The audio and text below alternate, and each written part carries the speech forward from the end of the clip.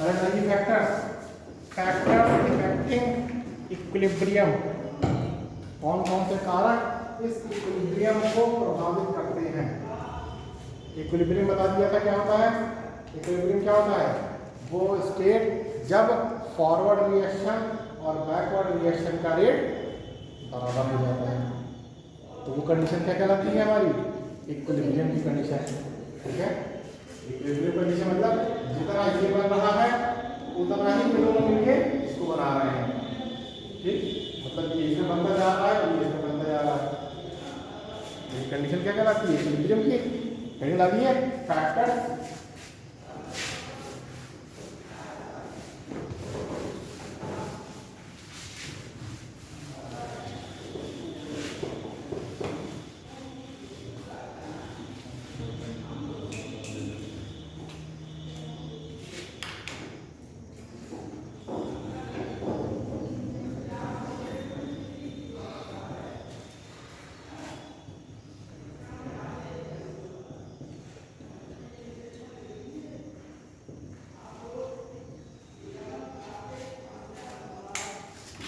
affecting equilibrium।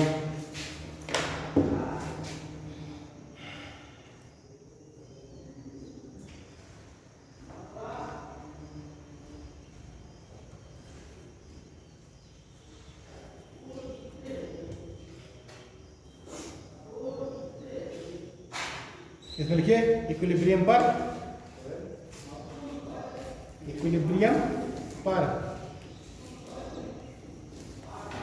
Concentration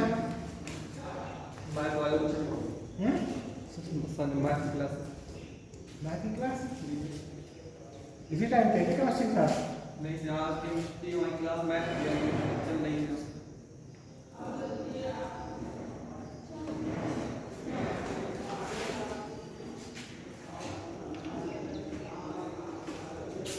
math की class तो एक टाइम पे है क्या, एक टाइम पे नहीं होगी।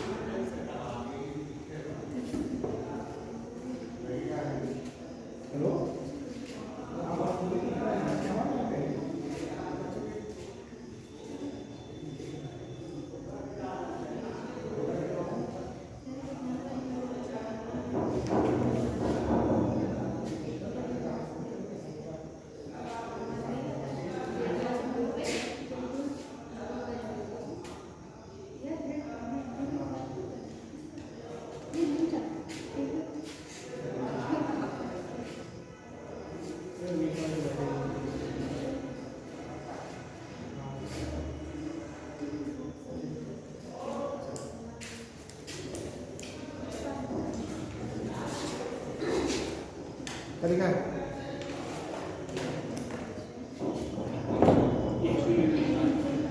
इक्विलिब्रियम पर कंसंट्रेशन, टेम्परेचर तथा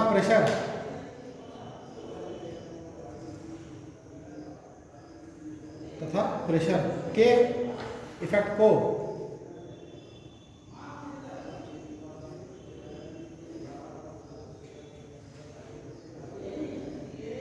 ला शतालिये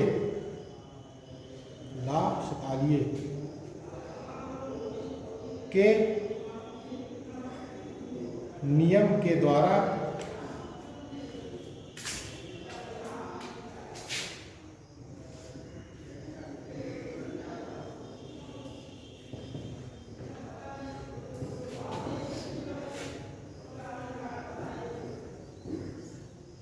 समझा जा सकता है। लास्तालिये के नियम द्वारा समझा जा सकता है। इसके अनुसार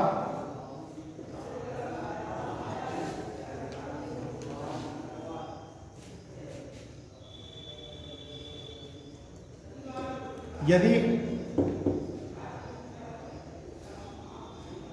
इक्विलिब्रियम में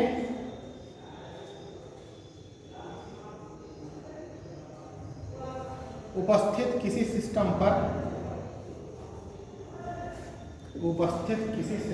के यदि इक्विलिब्रियम पर उपस्थित किसी सिस्टम के प्रेशर, टेम्परेचर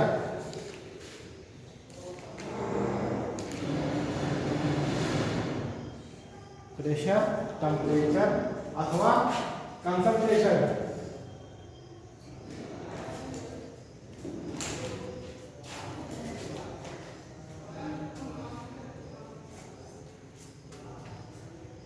को चेंज करते हैं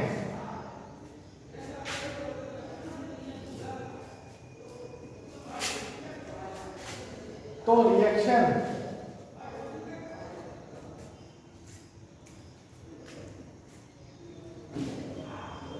उस दिशा में जाती है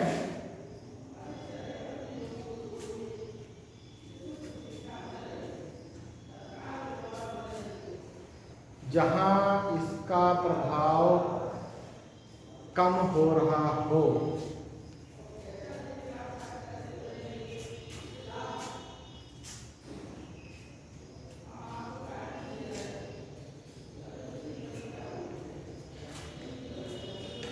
ठीक है, कि अगर टेम्परेचर हम बढ़ा रहे हैं तो रिएक्शन उधर जाएगी जहाँ टेम्परेचर कम हो रहा हो। अगर हम प्रेशर कहीं बढ़ा रहे हैं तो रिएक्शन उधर जाएगी जहाँ प्रेशर कम हो रहा हो। कंसंट्रेशन अगर हम किसी चीज़ बढ़ा रहे हैं, कंसंट्रेशन बढ़ाने का मतलब क्या हुआ कि हम उसमें रिएक्टेंट और डाल रहे हैं। तो जब रिएक्टेंट और डालेंगे तो आगे बढ़ेगी, आगे बढ़ने का मतलब प्रोडक्ट ज़्यादा बनेगा। ये तो हुआ। अगर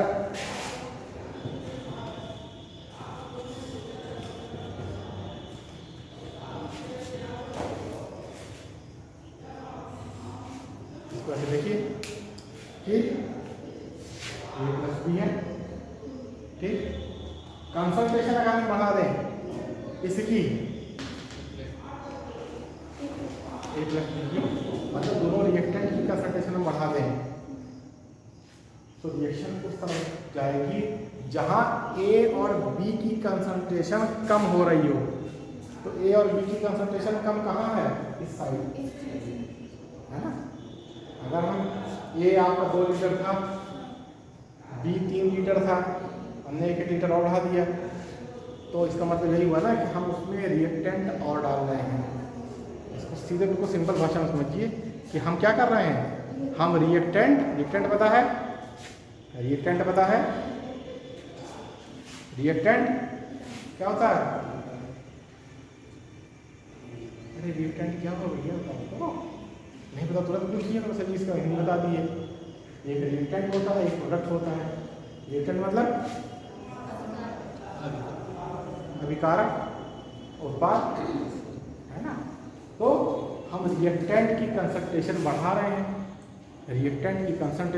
रहे हैं, तो रिएक्शन उस तरफ जाएगी जहां इन दोनों की कंसंट्रेशन कम हो रही है। तो इन दोनों की कंसंट्रेशन कम यहाँ से यहाँ बिल्कुल नहीं है, तो रिएक्शन इस तरफ जाएगी। अगर इनकी कंसंट्रेशन ज़्यादा होने लगी तो बैकवर्ड स्टार्ट हो जाती है, बैकवर्ड रिएक्शन स्टार्ट हो जाएगी। अगर CD बढ़ना चालू हो गया, बनना चालू हो गया, खूब बनना चालू हो गए, और अगर रिएक्शन इक्विलिब्रियम वाली है, रिवर्सिबल है, तो बैकवर्ड रिएक्शन स्टार्ट हो जाएगी। इसलिए हमेशा देखते हैं अगर रिवर्सिबल रिएक्शन है किसी चीज़ के बनने, पॉलीमर है या कोई भी धातु कुछ भी हम बना रहे हैं, अगर इक्विलिब्रियम वाली रिएक्शन होती है तो उसमें से प्रोडक्ट को टाइम पे हटाते जाते हैं, उसको वहीं के वहीं इकट्ठा नहीं करते। इकट्ठा करेंगे तो रिवर्स बनना चालू हो जाता है, इसलिए उसको वहाँ से हटाते जाते हैं। प्रोडक्ट बना हटा दिए, प्रोडक्ट बना हटा दिए, ये यहाँ रहेगा। इसी कंसंट्रेशन बढ़ेगी तो वापस जाना चालू कर देगी, फिर ये भी बनना चालू हो जाएगा, वापस उल्टा चालू हो जाएगा, इसलिए उसको हटाते रहते हैं। ठीक है, कंसंट्रेशन का इफेक्ट समझ में आ गया कि कंसंट्रेशन जिसकी भी हम बढ़ा रहे हैं रिएक्शन उस तरफ जाएगी जहां उस कंसंट्रेशन के इफेक्ट को कम किया जा सके। अगर AB की कंसंट्रेशन बढ़ा रहे हैं तो तो रिएक्शन फॉरवर्ड में बढ़ेगी। अगर सी डी ई की बढ़ा रहा है रिएक्शन तो रिएक्शन बैकवर्ड में बढ़ेगी। ठीक, कंसंट्रेशन का इफेक्ट, इसलिए इफेक्ट ऑफ कंसंट्रेशन लिखिए में रिएक्शन लिख के अगर ए और बी की कंसंट्रेशन बढ़ाते हैं तो रिएक्शन फॉरवर्ड डायरेक्शन में आगे बढ़ेगी, और यदि सी डी ई की रिएक्शन कंसंट्रेशन बढ़ाते हैं तो बैकवर्ड रिएक्शन बैकवर्ड की तरफ बढ़ेगी।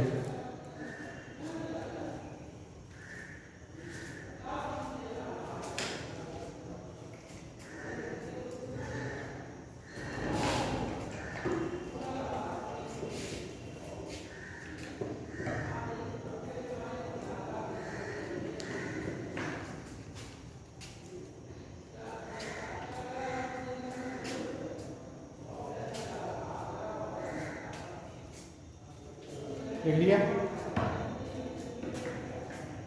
जब तक आप लोग अपने मन से नहीं लिखेंगे तब तक आपको किताब से अपने शॉर्ट नोट बनाने नहीं आएंगे। अच्छे से याद रखिए, कंपटीशन में किताब पढ़ के खुद के नोट्स बनाने पड़ते हैं।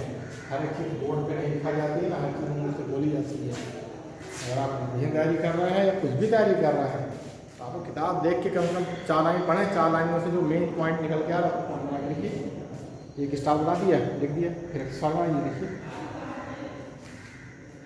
कोई भी कोचिंग हो 100% थोड़ा पढ़ाएगा। मैं पूछता हूँ किताब से पढ़ेंगे कि नहीं पढ़ेंगे? किताब से पढ़ेंगे तो उसको लिखेंगे कैसे? आपको लिखना तो अपनी लैंग्वेज में है। फिर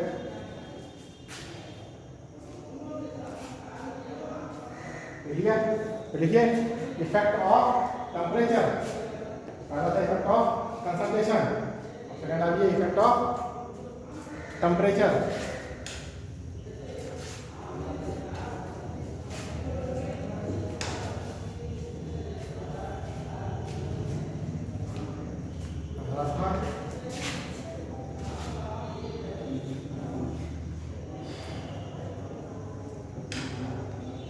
effect of concentration,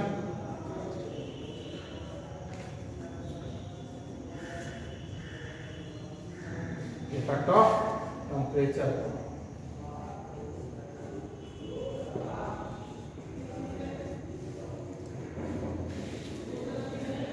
effect of temperature में रोमन फर्स्ट डाल के लिखिए, इसमें पहला पॉइंट, सेकंड था इफेक्ट ऑफ टेम्परेचर, इसमें फॉर एक्सोथर्मिक रिएक्शन।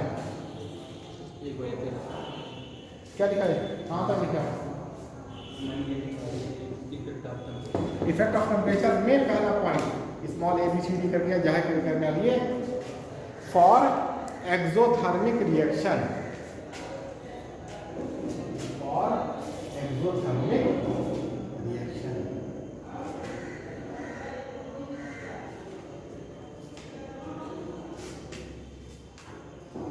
एक्सोथर्मिक का मतलब क्या हुआ? हीट निकल रही है, हुआ लिखते चलिए ए प्लस बी और प्लस हीट, आगे ये बना दी प्लस हीट।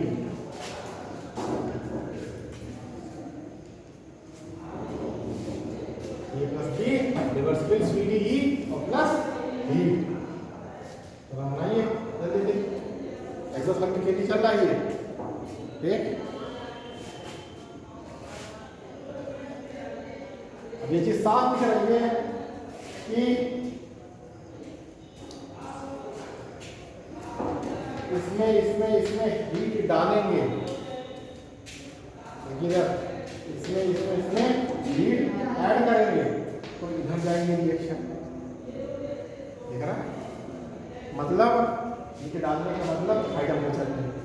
तो एक्सोथर्मिक में लिख दिया था, लिखिए एक्सोथर्मिक में eight low temperature, eight low temperature मतलब ये रिएक्शन कब होगी? फॉरवर्ड में। फॉरवर्ड में होगी जब हम टेम्परेचर कम रखेंगे तो फॉरवर्ड में होगी, जब टेम्परेचर बढ़ाएंगे तो एक्सोथर्मिक रिएक्शन लिख लिया। अब उसके नीचे लिखिए eight low temperature forward reaction is favoured, eight low temperature forward reaction is favoured, favour होती है, फेवरेबल होती है, ठीक। और उसके नीचे eight high temperature backward reaction is favoured, eight high temperature backward reaction is favoured, FABOURED, backward WARD, backward reaction is favoured, forward FARWARD, forward, forward कर दिया है, ठीक है। लो टेम्परेचर पर आगे जाएगी रिएक्शन और हाई टेम्परेचर पर बैक आएगी। कब? एक्सोथर्मिक में, ठीक। अब डालिए फॉर एंडोथर्मिक, इसी का दूसरा पार्ट, पहले लिखा था एक्सोथर्मिक रिएक्शन के लिए, अब डालिए एंडोथर्मिक रिएक्शन के लिए, फॉर एंडोथर्मिक रिएक्शन, इसके दो पार्ट थे,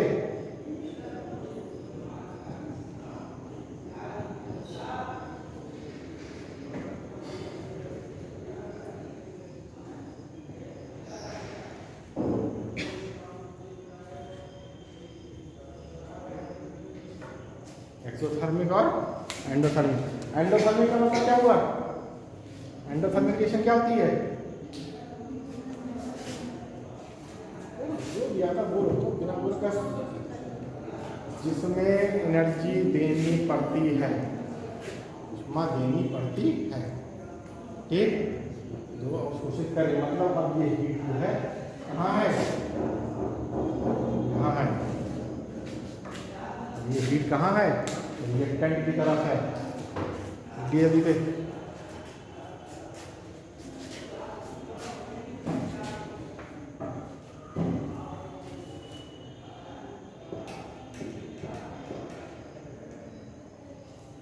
ओके, अब इसके लिए अगर आप हीट देंगे तो रिएक्शन किधर जाएगी? फॉरवर्ड की बैकवर्ड? फॉरवर्ड जाएगी, दिख रहा है आपको? हम हीट देंगे, जब एंडोथर्मिक है को हीट देनी पड़ेगी, हीट देंगे तभी रिएक्शन आगे बढ़ेगी, ठीक। तो eight high temperature forward reaction favoured, या है ना, यहाँ पे हाई टेम्परेचर पर रिएक्शन फॉरवर्ड होगी, ये eight high temperature forward reaction is favoured, eight high temperature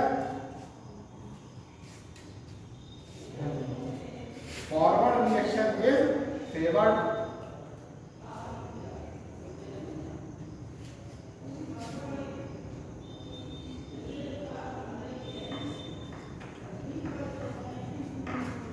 ठीक है ना, दिख रहा है स्क्रीन पर?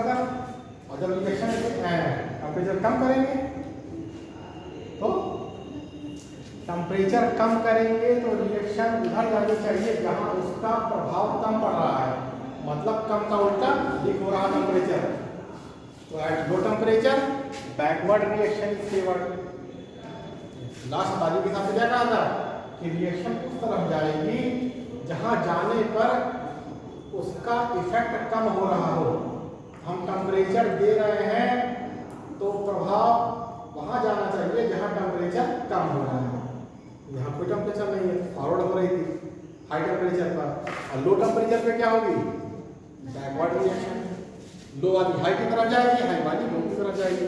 कंसंट्रेशन हाई है तो लो की तरफ जाएगा, कंसंट्रेशन जहाँ लो है हाई की तरफ जाएगा। लिख लिया दूसरी लाइन कि eight low temperature backward reaction is favoured, लिख लिया। किसके लिए? एंडोथर्मिक के लिए, ठीक है। एंडोथर्मिक के लिए, एंडोथर्मिक के लिए at high temperature forward reaction is favoured और at low temperature backward reaction is favoured, ठीक। लिख लिया। टेम्परेचर का इफेक्ट देखिए, बिल्कुल डिटेल में नहीं चल रही चीजें, आपको बेसिक कॉन्सेप्ट हर चीज का आना चाहिए। आप इंटर क्लास कर चुके, आपको एक इंटर तक की हर एक टॉपिक का ज्ञान होना चाहिए, होना चाहिए, नहीं होना चाहिए। ऐसा नहीं होना चाहिए कि आप इंटर क्लास कर चुके हैं, आप एक बेसिक चीजें पूछी जा रही है यहाँ पे, आपको बेसिक हर चीज़ पता, डिटेल क्या कोई नहीं पूछता है, मगर बेसिक तो पता होना चाहिए। टेम्परेचर का इफेक्ट समझ में आ गया, कंसंट्रेशन का समझ में आ गया, ठीक। इसी कंसंट्रेशन बढ़ाएंगे उसी तरह प्रेशर बढ़ेगी, इसकी बढ़ाएंगे तो इधर जाएगी, इसकी बढ़ाएंगे तो इधर जाएगी, ठीक। तीसरा ये प्रेशर, इफेक्ट ऑफ प्रेशर।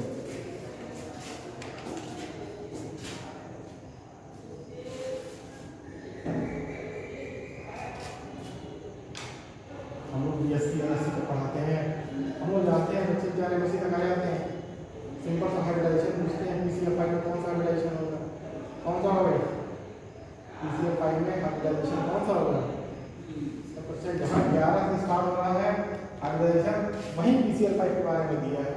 अब बताइए, हाइब्रिडाइजेशन 11 से स्टार्ट है ना, अरे 11 से स्टार्ट है कहीं है, जहाँ से स्टार्ट है वहीं दिया है PCl5। कौन सा हाइब्रिडाइजेशन होगा PCl5 में, वाटर का बता दिए, वाटर का हाइब्रिडाइजेशन क्या है,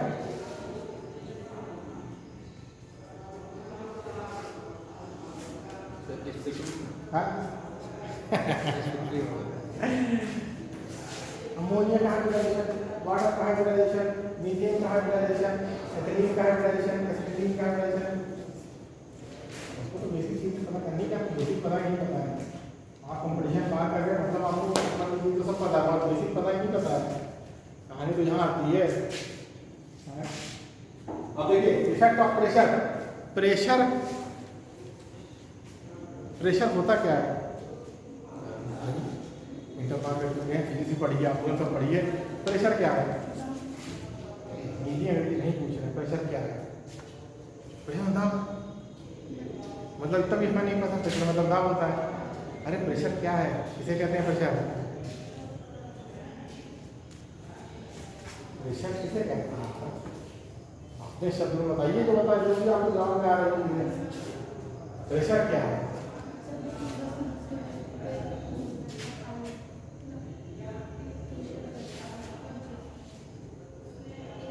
तो कार्य करना होगा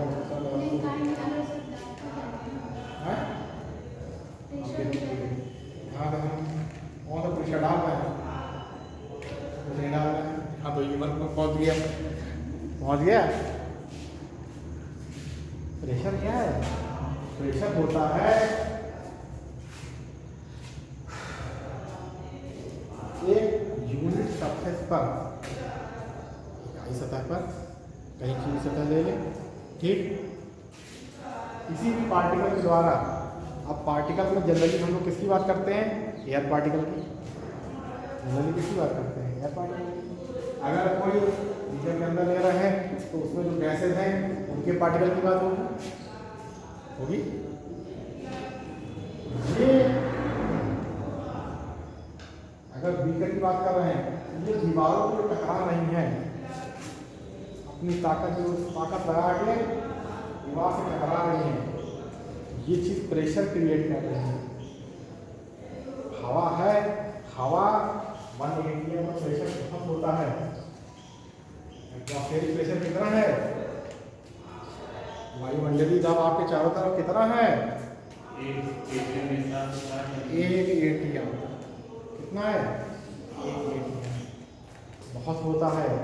मगर हमको पता क्यों नहीं चलता है, क्योंकि हमारे जो धुएं हैं, धुएं की जड़ों में वैक्यूल होते हैं, वो वैक्यूल उस प्रेशर को बराबर कर देते हैं। कभी आप सतह पे मून डाल के देखिए, भारीपन लगेगा क्योंकि आपके सब वैक्यूल जो है बंद हो गए हैं रूम छिद्र, तब आपको दबाव महसूस होगा उस चीज़ पे, समझ में आई। तो प्रेशर क्या है, पार्टिकल द्वारा लगाया गया, दीवारों पर लगाया गया दबाव, पार्टिकल्स द्वारा दीवारों पर लगाया गया दबाव।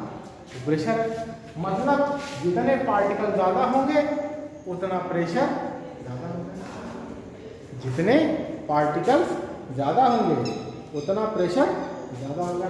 अब बताइए प्रेशर इधर आ रहा है किधर आ रहा है, लेफ्ट साइड में प्रेशर ज़्यादा है या राइट साइड में प्रेशर ज़्यादा है। हमने क्या कहा, पार्टिकल्स पे डिपेंड करता है, जितने पार्टिकल होंगे उतना दबाव डालेंगे, जितने आदमी होंगे उतना ज़्यादा दीवार पे धक्का मारेंगे, जहाँ ज़्यादा पार्टिकल वहाँ ज़्यादा प्रेशर। ठीक, दिख गया है ना। तो वो पार्टिकल है जो दबाव बना रहे हैं, तो पार्टिकल को कंसंट्रेशन के ही बराबर ले लेते हैं। ठीक, पार्टिकल को मतलब प्रेशर को कंसंट्रेशन के ही बराबर दे देते हैं कि पार्टिकल ही दबाव बना रहे हैं, तो अगर प्रेशर ज़्यादा है मतलब उनकी कंसंट्रेशन ज़्यादा है, तो ऐसी जगह जाएगी जहाँ पार्टिकल कम बन रहे हैं। हाई प्रेशर पे है तो रिएक्शन उधर जाएगी जहाँ प्रेशर कम हो रहा है। प्रेशर कम कहाँ होगा, जहाँ पार्टिकल कम होंगे, जहाँ पार्टिकल कम होंगे। ठीक, और प्रेशर कम कर रखे हैं तो रिएक्शन उधर जाएगी जहाँ प्रेशर हाई हो रहा है या पार्टिकल ज़्यादा बन रहे हैं। मतलब लो प्रेशर पे ये रिएक्शन फॉरवर्ड होगी और हाई प्रेशर पे ये रिएक्शन बैकवर्ड होगी। लिखिए अपने लिखिएगा, नंबर ऑफ पार्टिकल बराबर amount of pressure, amount of pressure, number of particle बराबर अमाउंट ऑफ प्रेशर। जितने पार्टिकल की संख्या होगी उतना ही प्रेशर की मात्रा बढ़ेगी, है ना। मात्रा ही तो कहेंगे, number of particle proportional to कर दी गई है, बराबर लगेगी proportional to amount of pressure. Number of particles proportional to amount of pressure. जितने ज्यादा पार्टिकल उतने ज्यादा प्रेशर। ठीक, हाई प्रेशर है, हाई प्रेशर में रिएक्शन कहाँ जाएगी, लो प्रेशर की तरफ, जहाँ प्रेशर का प्रभाव कम पड़ रहा है। तो लो प्रेशर कहाँ है, इधर है, मतलब बैकवर्ड पे है। ठीक, और लो प्रेशर जब करेंगे तो रिएक्शन हाई प्रेशर की तरफ जाएगी, तो ये वाली रिएक्शन फॉरवर्ड होगी, और हाई प्रेशर पे ये रिएक्शन फेवर्ड होगी। लिखिए अपना, हाई प्रेशर पे backward reaction will be favoured और लो प्रेशर पर फॉरवर्ड रिएक्शन। इसीलिए हमने वहां 3 कर दिए थे, सी डी ई, ताकि आपको पता रहे कि जो है 3 की कंसंट्रेशन लेके चलनी है।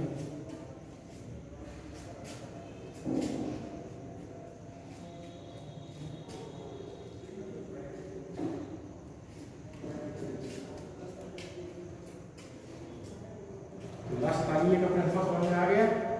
इक्विलिब्रियम पर कंसंट्रेशन, टेम्परेचर और प्रेशर, 3 चीजों के प्रभाव समझ में आ गए। इस प्रभाव से रिएक्शन किधर जाएगी, फॉरवर्ड कब जाएगी और बैकवर्ड कब जाएगी, ये चीजें समझ में आ गई है।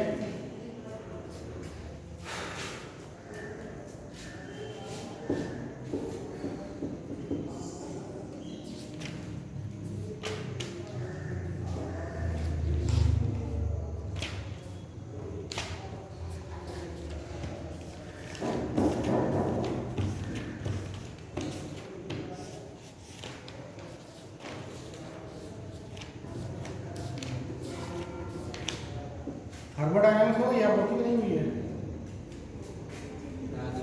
हैं? हो गई लेकिन हम लोग हो गई है लेकिन आए तो वहीं नहीं हुई, खत्म कहानी, वहीं तो नहीं हुई। तुम लोग भी थर्मोडायनामिक्स अगली क्लास में रेट ऑफ रिएक्शन स्टार्ट है, याद रखिएगा। रेट ऑफ रिएक्शन हमने कल बता दिया था, रिएक्शन बैलेंस करना आना चाहिए। उस पूरे टॉपिक में सबसे मेन पॉइंट हम लोग का क्या रहेगा, रिएक्शन बैलेंस करना। 2-3 मेथड है। ठीक, ऑक्सीडेशन नंबर निकालना चाहिए। ऑक्सीडेशन नंबर के लिए भैया तुम लोग जो है रिलेटिव टेबल हमने कहा था करने के लिए खरीद दिए हैं, कहाँ से ली? तो मेरे पास 3 महीने का है। ये ऑर्डर केवल ले लेंगे 20-25 कुमार सब जहाँ मिल जाते हैं आपको, मिलनी इससे ज़्यादा जहाँ पढ़ रहे हैं चुका दिए, आते आते फिर देखते रहिए। आपको पोजीशन पता रहेगी, 10 बार बता दिया, पोजीशन पता रहेगी तो उस पोजीशन से प्रॉपर्टी पता रहेगी कि इलेक्ट्रोनेगेटिव होगा कि पॉजिटिव होगा। आयनाइजेशन पोटेंशियल ज़्यादा होगी कि कम होगी, रेडियस ज़्यादा होगा कि कम होगा, खाली पोजीशन से पता चल जाता है उसकी। इसलिए पीरियोडिक टेबल कोशिश करिए कि खरीदते हुए ही जाए, क्योंकि आगे जितनी चीज़ें पढ़ाई जाएंगी वही कहानी होगी। ऑक्सीजन का एटॉमिक मास कितना है?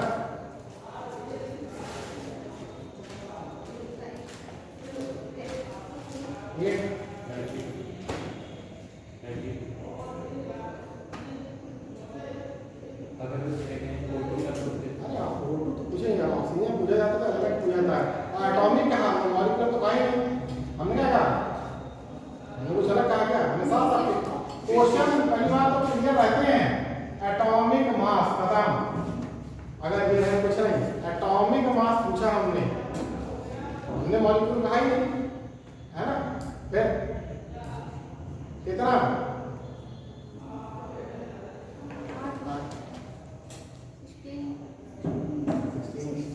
एटॉमिक नंबर और एटॉमिक मास में अंतर हो जाए। कल 10 मिनट लगा दिए थे हम, उसके बाद भी आपको जो है ऑक्सीजन जो बेसिक जो आपके सेकंड पीरियड के कितने एलिमेंट हैं हमको उसको तो याद कर लियो। नाइट्रोजन का कितना है, कार्बन का कितना है, ऑक्सीजन कितना है, फ्लोरीन कितना है। जब ये हो जाए तो उसके नीचे वाले पीरियड पे आ जाए थोड़ा सा, फास्फोरस कितना है, एल्यूमिनियम कितना है, क्लोरीन कितना है, सल्फर में कितना है, जो चीज़ें आती रहती हैं बार बार, चीज़ें आ रही हैं बार बार, उनको बेसिक तो याद कर लिए कम से कम। तो सब लिखा रहेगा आपका कौन सी स्टेट में है, हर बॉक्स में छोटा छोटा लिखा रहेगा, उसकी रेडियस कितनी है, आयनिक एनर्जी कितनी है, आयनाइजेशन एनर्जी कितनी है, रेडियस कितनी है, वेट कैसा है, रेडियो एक्टिव है कि नॉन रेडियो एक्टिव है, कितनी चीज़ लिखी रहती है उस पर, उस छोटे छोटे बॉक्स के अंदर सब ये हर एलिमेंट के बारे में हर चीज़ लिखी रहती है, हाँ सब लिखा रहता है एक चीज़ उसमें।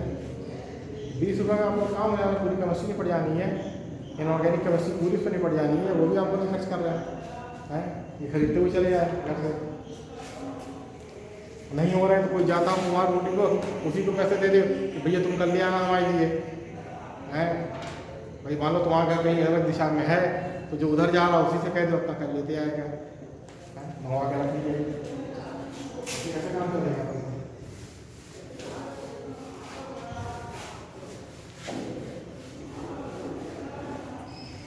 मोड्स कैलकुलेट करना, कुछ भी कैलकुलेट करना है, एटॉमिक मास चाहिए नहीं चाहिए। फिर घर वाले बताते आएंगे ग्लूकोज निकालना है तो कार्बन का 12 होगा, हाइड्रोजन का इतना होगा, ऑक्सीजन का क्या है ये सब, है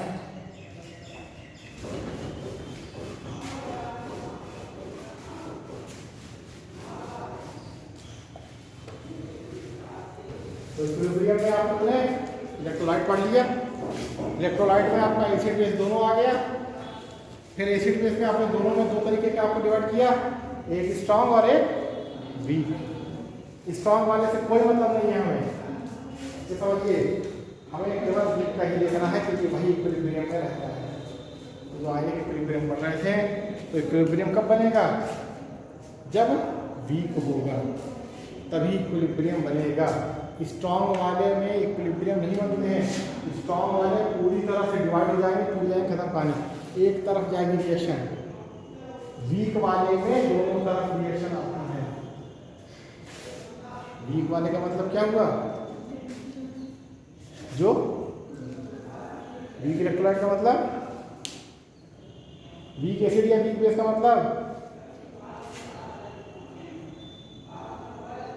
कभी लगता घंटे 2 घंटे बताते रहो, वही मतलब कुछ तो बोलो, वीक एसिड वीक बेस क्या मतलब, तो खत्म हो गया है, वो रिएक्शन जो बैकवर्ड वो तो इक्विलिब्रियम हो गया। वीक एसिड या वीक बेस किसे कहते हैं, हम करा दी चक्कर आगे पढ़ने नहीं पढ़ना, कहाँ से आएगा जिसकी सांद्रता, वो तो डाइल्यूट कंसंट्रेट हो गया। हम तो वीक इलेक्ट्रोलाइट और स्ट्रॉन्ग इलेक्ट्रोलाइट पूछ रहे हैं, वीक इलेक्ट्रोलाइट और स्ट्रॉन्ग इलेक्ट्रोलाइट, और इलेक्ट्रोलाइट में चाहे एसिड हो चाहे बेस हो, वीक एसिड या वीक बेस, स्ट्रॉन्ग एसिड या स्ट्रॉन्ग बेस इसे कहते हैं। खत्म कर रहे हैं चैप्टर, बिल्कुल बताने जा रहे हैं। ये सब पढ़ा कि नहीं पढ़ा है बता दिया था। वीक एसिड क्या होता है, वीक बेस क्या होता है, स्ट्रॉन्ग एसिड क्या है, स्ट्रॉन्ग बेस क्या है। कोई 10वीं बार तो बताइए होगा, तो 2-4 10 बार ज़्यादा ही बताएंगे कि अगर पूरी तरह से टूट जा रहा है तो स्ट्रॉन्ग है।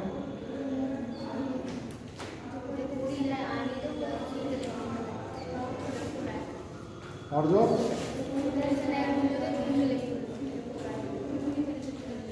वो क्या होता है, जो पूरी तरह से टूट जाए स्ट्रॉन्ग है, जो पूरी तरह से न टूटे, पूरी तरह से नहीं टूट रहा है,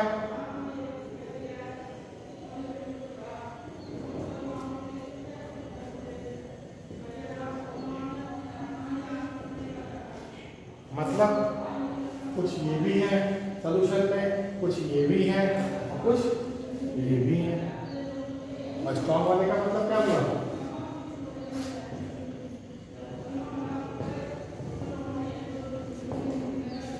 पूरी तरह से केवल यही और यही है, ये नहीं है।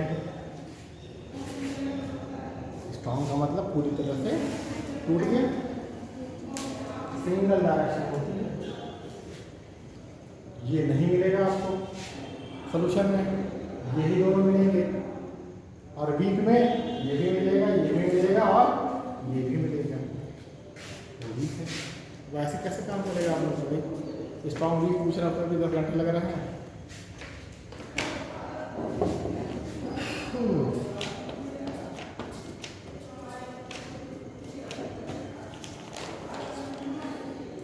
P block, S block, state of matter, thermodynamic equilibrium, redox, orbital.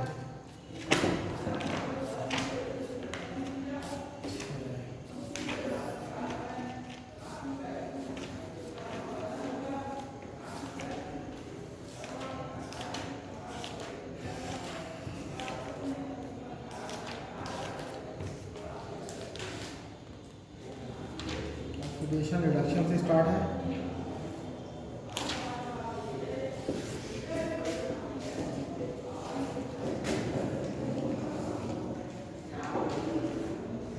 पढ़ ली आप लोगों ने, नहीं पढ़ी?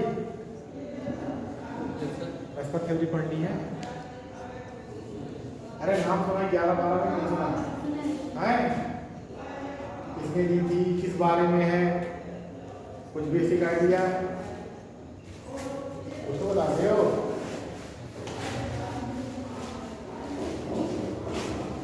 हमेशा याद रखिए वेस्पर थ्योरी से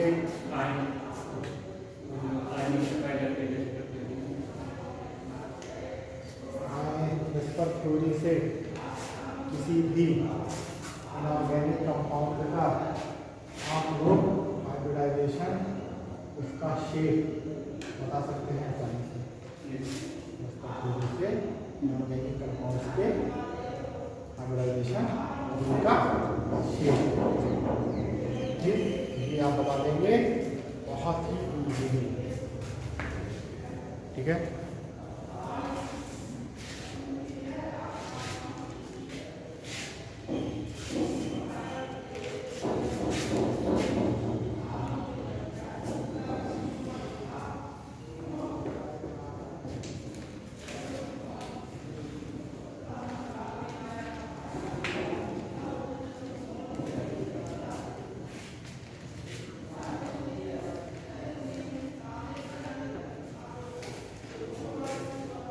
देखते चलिए तो कौन सी पहले VSEPR वेस्पर थ्योरी।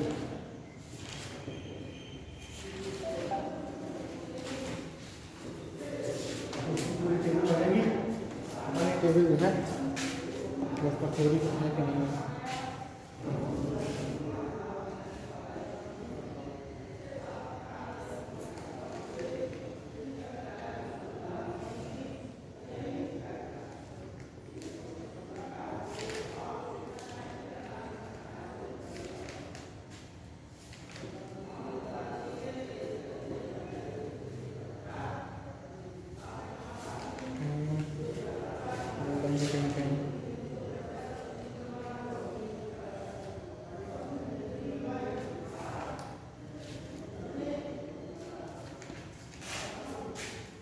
देखिए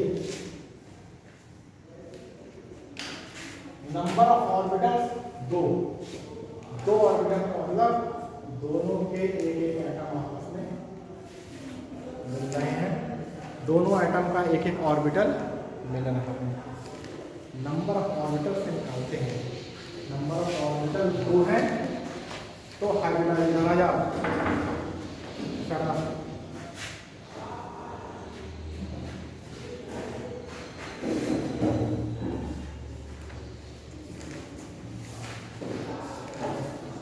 नंबर ऑफ ऑर्बिटल 2 हाइब्रिडाइजेशन होगा sp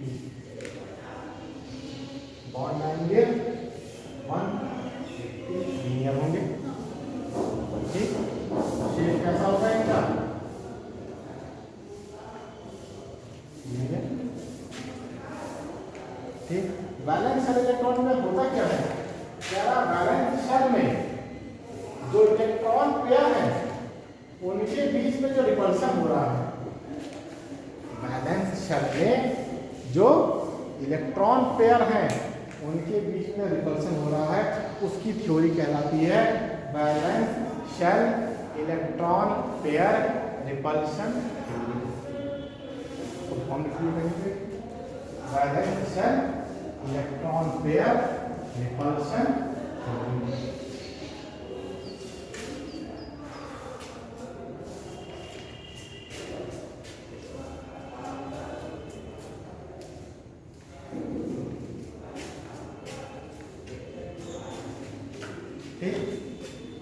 बेसिकली इसमें क्या था कि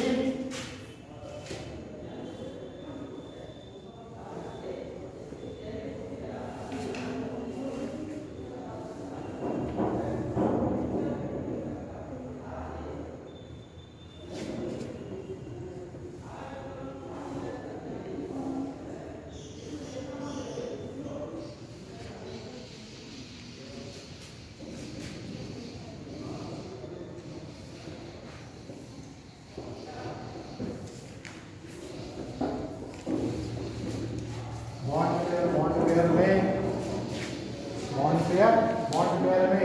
रिपल्शन सबसे कम होता है, बॉन्ड पेयर इलेक्ट्रॉन पेयर में रिपल्शन उससे अधिक होता है, और इलेक्ट्रॉन पेयर में रिपल्शन सबसे अधिक होता है। देखिए आप लोग कंफ्यूज होंगे, इसको देखिए समझिए।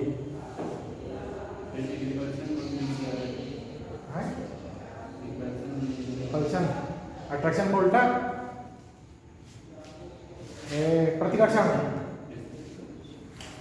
प्रतिकर्षण ठीक।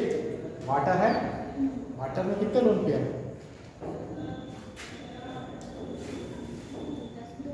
वाटर में कितने लोन पेयर इसीलिए कह रहे हैं, और जल्दी समझ जाइए हाइब्रिडाइजेशन शेप कितने इलेक्ट्रॉन किसमें होते हैं। ये कह रहा है एक बॉन्ड में कितने इलेक्ट्रॉन, बोलो दो, वही एक ऑक्सीजन का होगा एक हाइड्रोजन का होगा। ये कह रहा है बॉन्ड पेयर का मतलब दो, दोनों बॉन्ड पेयर के बीच में रिपल्शन सबसे कम होता है। ठीक, दोनों बॉन्ड पेयर के बीच में रिपल्शन सबसे कम होता है। बॉन्ड पेयर है, और ये इसको कहते हैं लोन पेयर ऑफ इलेक्ट्रॉन। ये तो कहते हैं बॉन्ड पेयर और लोन पेयर में प्रतिकर्षण थोड़ा ज़्यादा होता है, और ये तो जो लोन पेयर हैं इन दोनों के बीच में प्रतिकर्षण सबसे अधिक होता है। ठीक है, अब आप देखेंगे इसका काम, इसका यूज कहाँ आ रहा है। यूज देखिएगा, दो orbital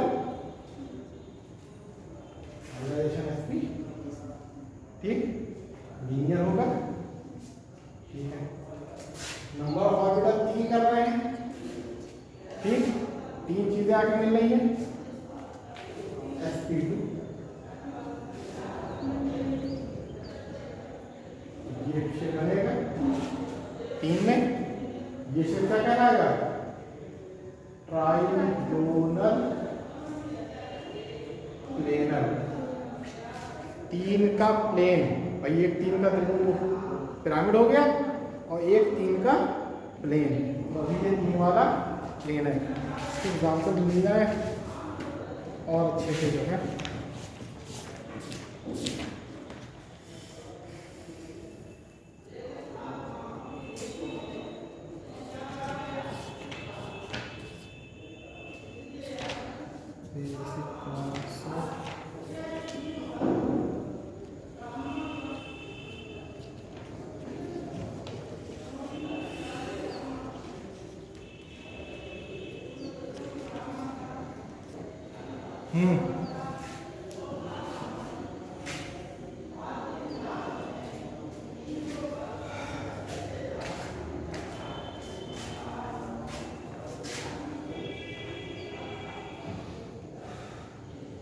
linear CO2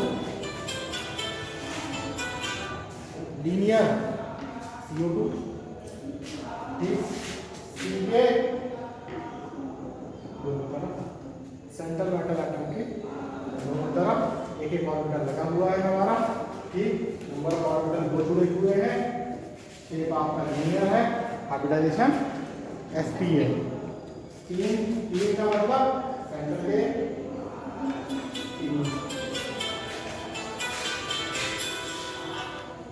hello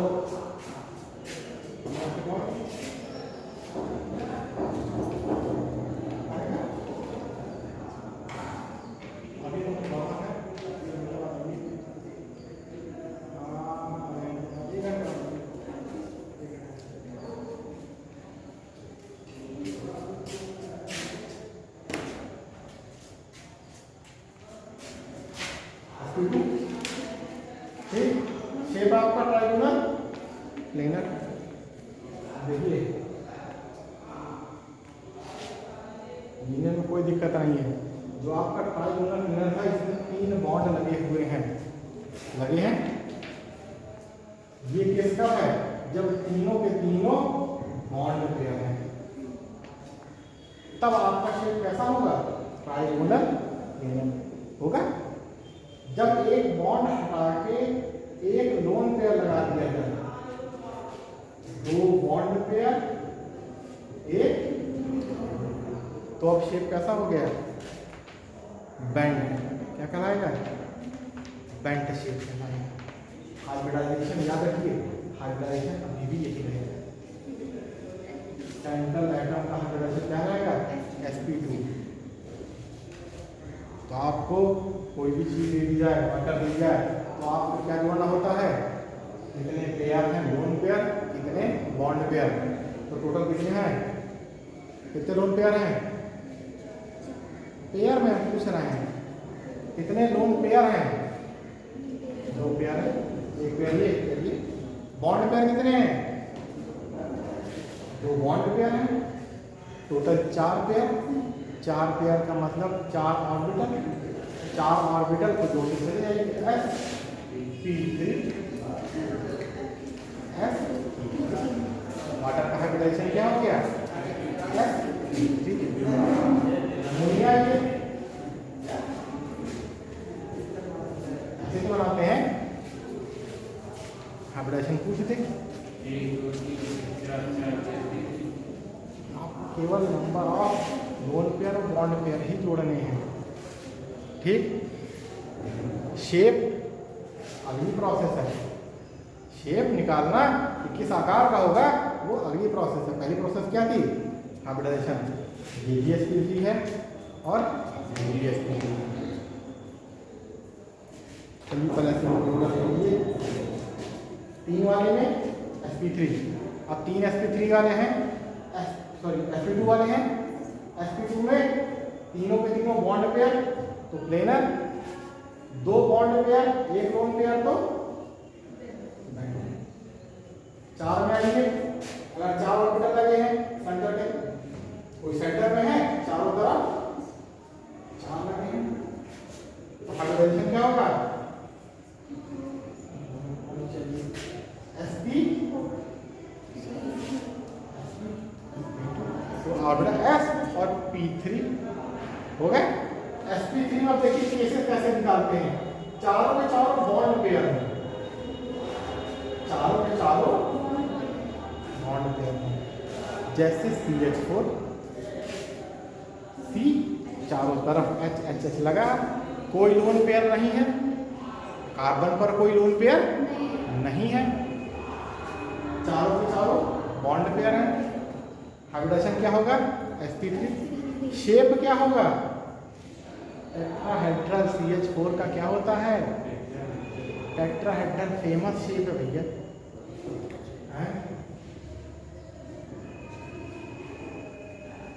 tetrahedral हो गया। अगर चारों के चारों बॉन्ड पेयर हैं तो टेट्राहेड्रल। अगला केस, 3 बॉन्ड पेयर हो और 1 लोन पेयर हो, मतलब इसमें से 3 बॉन्ड और 1 लोन। अब शेप कैसा हो गया? टेट्राहेड्रल में लिखिएगा एग्जाम्पल अपना CH4 का, sp3 4 bond pair tetrahedral CH4। अगर एक हटा दें हम, दिख रहा है ना, तो ये शेप कैसा है आपका? ट्राइगोनल पिरामिडल, 3 का पिरामिड, 3 लाइन का पिरामिड है ना। लोन पेयर आकार में तो आएगा नहीं, शेप कैसा हो गया इसका? Trigonal pyramidal. Example NH3, nitrogen पे 3 ये लगे हैं, 1 लोन पेयर लगा है, तो अमोनिया का शेप कैसा हो गया? Trigonal pyramidal. 3 बॉन्ड पेयर है और 1 लोन पेयर है। Hybridisation sp3। इसका और अगला केस देखिए, 2 बॉन्ड पेयर और 2 लोन पेयर, मतलब ये 4 में से 1 हटाया था हमने, बॉन्ड खत्म किया था, अब 1 बॉन्ड और खत्म कर दीजिए, तो क्या बचेगा? 2 बॉन्ड, 1 लोन ये, 1 लोन ये, इतना तो बचा। एक बॉन्ड पेयर ये, 1 बॉन्ड पेयर ये, 1 लोन पेयर ये और 1 लोन पेयर ये। शेप कैसा दिख रहा है? बेंट, मुड़ा हुआ है बेंट, बेंट।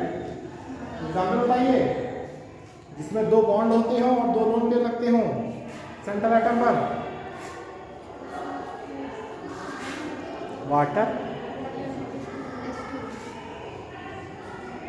देखिए 2 लोन लगाते हैं, 2 बेंट, ठीक। तो sp समझ में आ गया। sp2 में तीनों बॉन्ड होंगे तो ये होगा, 2 बॉन्ड होंगे तो ठीक, 2 ऑर्बिटल, 3 ऑर्बिटल, 4 ऑर्बिटल में sp3 हो गया। sp3 में अगर चारों बॉन्ड पेयर हैं तो tetrahedral CH4, 3 bond pair, 1 lone pair है, ये 1 हटा दिया हमने, ट्राइगोनल पिरामिडल, 1 और हटा दिया, बेंट। सबको एग्जाम्पल देखिए,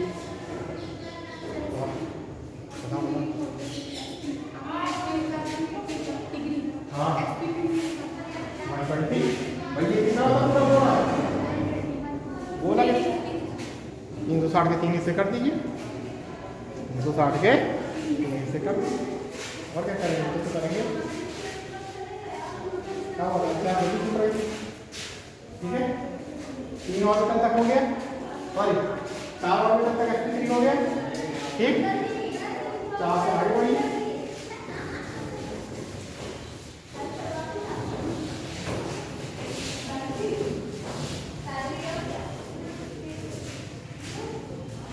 पहले आपको हाइब्रिडाइजेशन का पूरा शेप लेना है और फिर एक एक करके बॉन्ड हटाते चले जाएंगे, तो आपको सबका शेप कैसा होता है पता चल जाएगा। 5 पे आ जाएंगे, sp3 हो गया था, sp3 के बाद 5 ऑर्बिटल, हाइब्रिडेशन क्या हो जाएगा? sp3b, ठीक।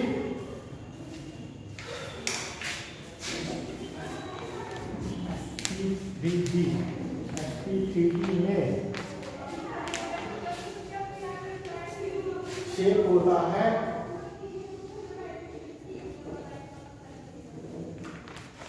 Trigonal bipyramidal. क्या होता है शेप? PCl5 का एग्जाम्पल नाम सुना होगा आपने बहुत, ठीक। देखिए फास्फोरस सेंटर पे दिख रहा है, 3 जगह क्लोरीन तल पे, 1 क्लोरीन ऊपर, 1 क्लोरीन नीचे। ठीक, फास्फोरस सेंटर में 3 क्लोरीन 3 कोने पे, 1 क्लोरीन ऊपर, 1 क्लोरीन नीचे। तो यहाँ बीच में क्या है? 1 क्लोरीन, 2 क्लोरीन, 3 क्लोरीन, चौथी और पांचवी। ठीक, तो अगर sp3d आ रहा है, 5 ऑर्बिटल दिख रहे हैं या 5 बॉन्ड दिख रहे हैं, तो हाइब्रिडाइजेशन कैसा होगा? sp3d। 5 बॉन्ड दिखे sp3d। यहाँ पे कब थे? जब पांचों के पांचों बॉन्ड पेयर हैं, तो ट्राइगोनल बाइपिरामिडल। ठीक, अब इसी ट्राइगोनल बाइपिरामिडल में एक एक बॉन्ड हटाते जाएंगे। अगर 4 बॉन्ड हो, 1 लोन पेयर हो, 4 बॉन्ड हो और 1 लोन पेयर हो, ये हटा दिए, ये हटा दिए। ठीक, अब रिलेशन अभी भी वही है। ठीक, sp3d पढ़ेंगे, इसका एग्जाम्पल चेंज हो जाएगा। जैसे SO4 है शायद, है ना? शायद SO4 है। हम देखते हैं 3 SF4, 4 1 में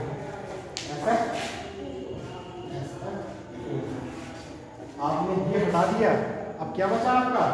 ये कुछ ऐसा बचा कि नहीं बचा? ये क्या शेप है? ये शेप कैसा है? के शेप कैसा है भाई? इसमें से ये हटा दिया तो क्या बचा आपका? ये दोनों और ये दोनों, ये तो बचे।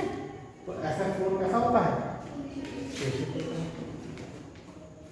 मतलब SF4 में 4 बॉन्ड है और 1 लोन पेयर है। ठीक, अब इसमें से एक और हटाइए, इसको हटा दिए। एक और 3 बॉन्ड पेयर, 1 ये बचा, ये तो बचेगा, इसको भी और हटा दें, है ना?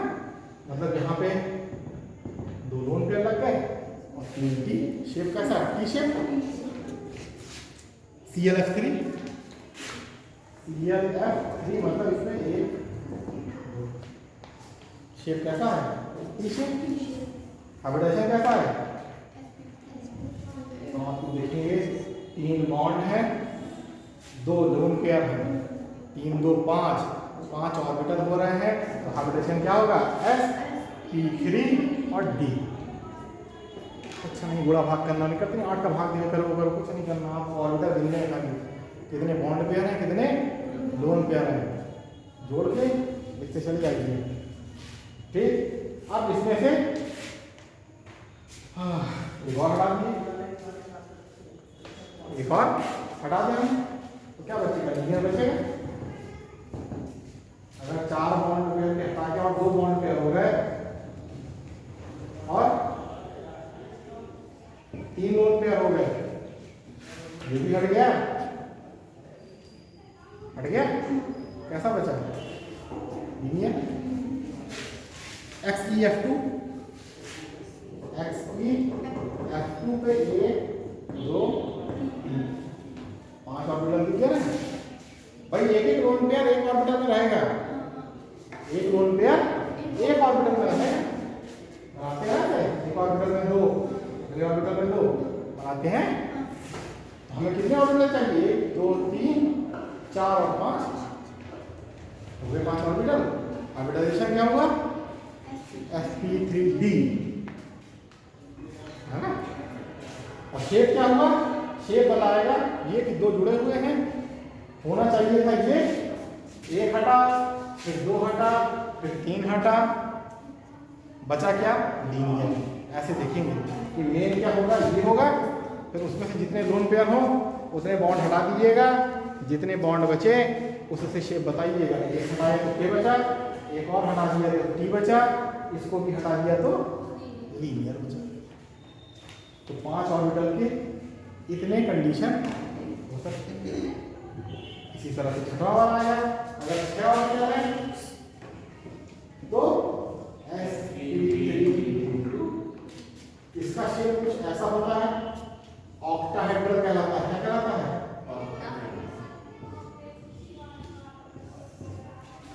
एक सेंटर में 1 2 3 4, एक ऊपर एक नीचे, हो गया 4 सतह पे, एक ऊपर और एक नीचे। इतने यहाँ पे कोऑर्डिनेशन कॉम्प्लेक्सेस होते हैं, ज्यादातर सब ऑक्टाहेड्रल या टेट्राहेड्रल में ही होते हैं। ठीक, इसमें वही कहानी है, ऑक्टाहेड्रल हो गया, कोई भी कॉम्प्लेक्स लेंगे, ये कब है 6 के 6 बॉन्ड पेयर, एक बॉन्ड पेयर कम कर देंगे तो क्या बचेगा? स्क्वायर पिरामिड, 4 का पिरामिड। NH3 में क्या था? 3 का पिरामिड, यहाँ क्या है? 4 का। एक और हटा देंगे तो क्या बचेगा? स्क्वायर प्लेनर, नाम ऐसे तो आते हैं, स्क्वायर पिरामिडल, 4 वाला पिरामिड, फिर ऊपर का भी हटा दिया बॉन्ड तो क्या बचा? Square planar. इस हिसाब से आगे बढ़ते जाता है। तो आप इस पर थ्योरी का काम जो है चार्ट बना के लेके आए, उसके आप लोग जो है फोटो खींच लीजिएगा। ठीक, इससे आप इनऑर्गेनिक का कोई भी कंपाउंड हो उसका हाइब्रिडाइजेशन और उसका शेप आप 2 मिनट में बता सकते हैं। ऑर्गेनिक में आपके वही 3 चलेंगे, sp sp2 sp3। ऑर्गेनिक में वही 3 चलेंगे, sp sp2 और sp3। इनऑर्गेनिक में नहीं चलेंगे आप। ठीक, तो ऑर्गेनिक वाला भी जो है